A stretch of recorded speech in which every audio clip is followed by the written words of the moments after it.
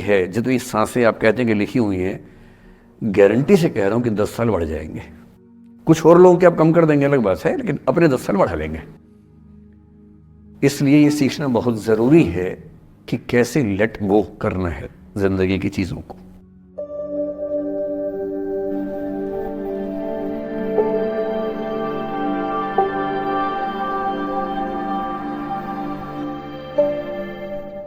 मेरे घर में 2 बच्चे हैं 17 साल के, तो मैं उनको देख के समझता रहता हूँ। वो मुझसे छुप छुप के किसी से बात करते हैं और मैं छुप छुप के सुन लेता हूँ। तो उन्हें नहीं पता, मुझे तो नाम भी पता है किससे बात करते हैं, एक आध का तो एड्रेस भी पता है मुझे। और मैं तो बच्चों को बोलता हूँ कभी जाना वाना हो तो मैं ले चलूँगा, चिंता मत करना, बोल देना कि ड्राइवर साथ में आया है, टेंशन मत लेना। तो मेरे तो बच्चे मेरे दोस्त हैं, मैं तो बड़ा दोस्ती के भाव में रहता हूँ। मेरा एक ही बेंचमार्क है कि वो जिस उम्र में जैसे हैं मैं कैसा था और वो मुझसे अच्छे चल रहे हैं, उससे ज़्यादा उम्मीद मुझे करने में नहीं चाहिए। मैंने जो कुकृत्य 8वीं क्लास में किए थे उन्होंने 11वीं क्लास में किए, तो बहुत है। मैं ये क्यों मान के चलूं कि वो देवी देवता पैदा होंगे? मेरे ही तो बच्चे हैं भाई। जीन तो मेरे ही है, तो कैसे देवी देवता हो जाएंगे?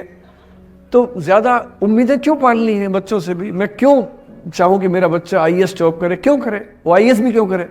उसका मन करेगा तो करेगा, नहीं करेगा तो भाड़ में जाए। अगर वो कहेगा कि मुझे स्टार्टअप करना है, स्टार्टअप कर लो भाई। अगर वो कहेगा मुझे कुछ और नौकरी करनी है प्राइवेट सेक्टर में, तो वो कर लो। मैं क्यों ठेकेदार बनूं उसका भाई?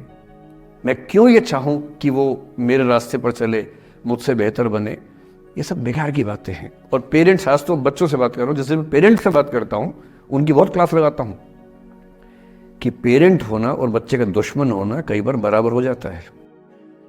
और यदि आप नहीं चाहते कि आप बच्चों के दुश्मन बने, बहुत सारे लोग मन ही मन में पेरेंट्स से नफरत करते हैं, माँ बाप से नफरत करते हैं, क्योंकि माँ बाप ने पेरेंटहुड का धर्म ठीक से निभाया नहीं।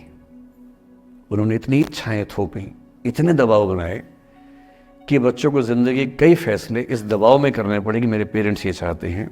वो बन ही नहीं पाए जो वो थे। और दुनिया में सबसे बुरी स्थिति है वो न हो पाना जो आप हैं।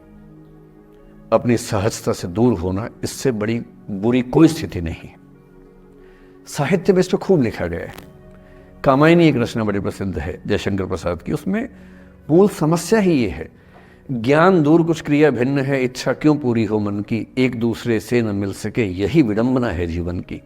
आपका दिमाग कुछ कहता है, दिल कुछ कहता है, कर कुछ हो रहे हैं आप। जिस व्यक्ति का दिमाग, दिल और हरकतें आपस में कनेक्टेड हैं, कंसिस्टेंट हैं, उससे ज़्यादा सुखी कोई मनुष्य नहीं है। इसलिए मैं अक्सर कहता हूं कि आप खुश हैं या नहीं, इसका सबसे बड़ा पैरामीटर ये है, आपका दिमाग, आपका दिल, आपकी हरकतें, आपके एक्ट्स अगर कंसिस्टेंट हैं, कोहेरेंट हैं, कनेक्टेड हैं, इंटीग्रेटेड हैं, तो आपसे ज़्यादा सुखी कोई नहीं है। और यदि आप पूरी ज़िंदगी केवल निभाने में खर्च कर देते हैं तो ठीक है, दुनिया की निगाह में आप सफल होंगे।